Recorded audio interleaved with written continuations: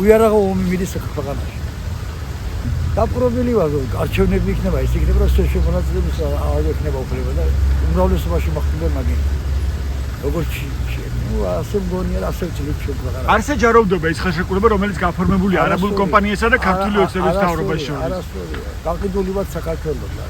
რატომ არ საჯაროვებენ ამ ხელშეკრულებას? არის ისე რომ ალბათ რაღაცა სეკრეტი არსებობს, მათ დაიცეთ რომ არ ვიცოდეთ ჩვენ. ანუ უნდა იყოს საჯარო და ღია ეს ხელშეკრულება. უნდა ღია უნდა იყოს, ჩემი ქვეყანა, ჩემი ოჯახია და ამიტომ მეც უნდა ვიცოდეთ ჩემი ქვეყნის ბედი. არა მარტო ერთი ორმოს წვეთის ქვეყანა. რა ხელისუფლება არაფერს არ იცავს. ეს თავის საკუთარ თავს და მის ჯიბს. სხვა არაფერს არ იცავს. შვიდობა კი არა ომია უიარაღო დღეს ქვეყანაში. არ ჩანს, რომ ხალხი არ გამოდის. მოწყინდა, მობეზდა. მაგრამ შვიდობა გვაქვს, უცნებ ამას იძახის. შვიდობა რა, ხალხი მშიერია. შვიდობა ასწრაფია. მაგრამ ჩვენ იარაღი დაიჭიროს ხოლმე გევიდეს ფრენის ხალხი.